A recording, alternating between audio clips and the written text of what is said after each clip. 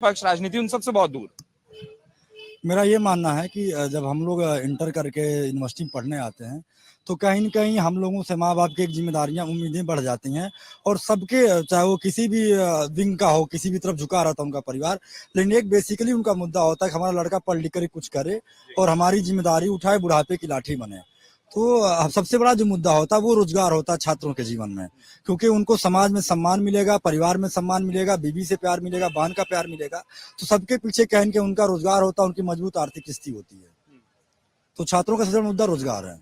क्या नाम आपका? योगेश प्रताप सिंह। अब योगेश ये बताइए, जैसे आप लोग बोलते हैं रोजगार, और गोरखपुर विश्वविद्यालय उन चुनिंदा कैंपस में से एक है जिन्होंने उत्तर प्रदेश की सियासत में भी कई बड़े चेहरे दिए, उत्तर प्रदेश की सियासत को समय समय पर अपने हिसाब से एक नई दिशा और नई ऊर्जा भी दी है। तो एक ऐसे विश्वविद्यालय कैंपस में जब रोजगार की बात युवा करते हैं, क्या रोजगार का घूम फिर के मतलब, और ये सवाल आजकल बहुत पूछा जा रहा है, क्या रोजगार का घूम फिर के मतलब सिर्फ सरकारी नौकरी होता है क्या? देखिए, बड़ा अच्छा सवाल है आपका।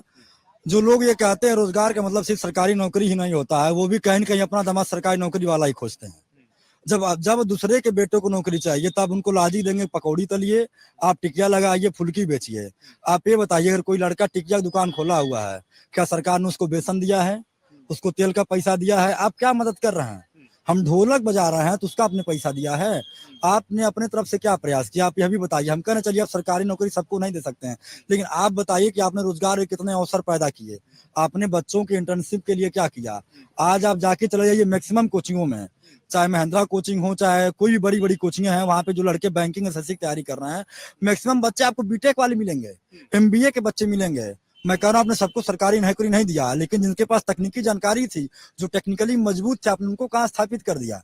आप बताइए कि इंजीनियरिंग करने वाले बच्चों का आज क्या स्थिति है? पहले इंजीनियरिंग करने जो लड़का इंजीनियरिंग पढ़ाई शुरू करता था उसकी शादी तय हो जाती थी, लड़का इंजीनियरिंग कर रहा है।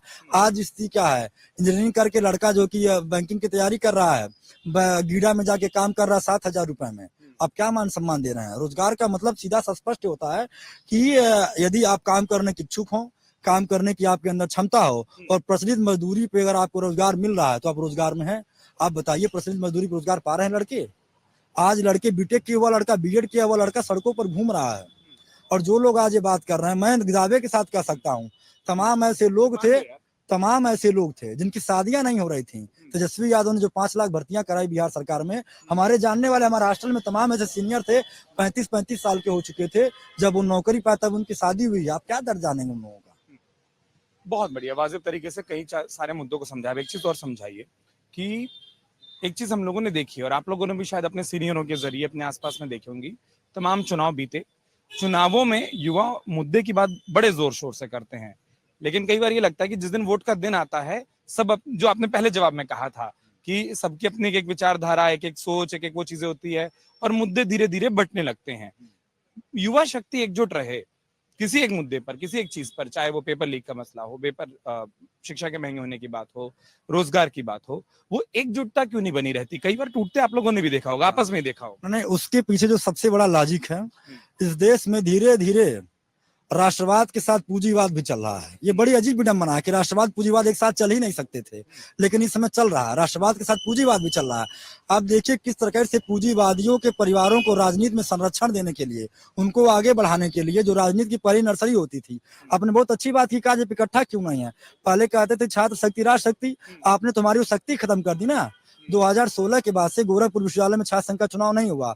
यही कमोबेश स्थिति पूरे उत्तर प्रदेश में है, समूचे देश में है। तो जब आप हमारा इलेक्शन नहीं करा रहे हैं, एक बात मैं आपसे कह रहा हूँ, जो लोग आज बहुत बड़े विश्वगुरु बन रहे हैं, चाहे जो बहुत बड़े नेता बन रहे हैं, वो विश्व के नेता ग्लोबल लीडर बनने की जो क्षमता रखते हैं, अपने आप को दिखावा कर रहे हैं।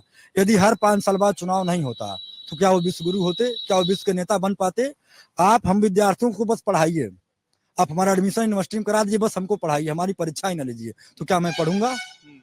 जो छात्र नेता है, जो अपने पॉकेट मनी से, छात्र नेताओं को सैलरी नहीं होती है, अपने पॉकेट मनी से, अपने माँ बाप से झूठ बोल करके, दोस्तों से चंदा इकट्ठा करके, अपने सीनियरों से पैसा लेकर के राजनीति करता है, बच्चों की मदद करता है, उसकी पीड़ा आप समझिए।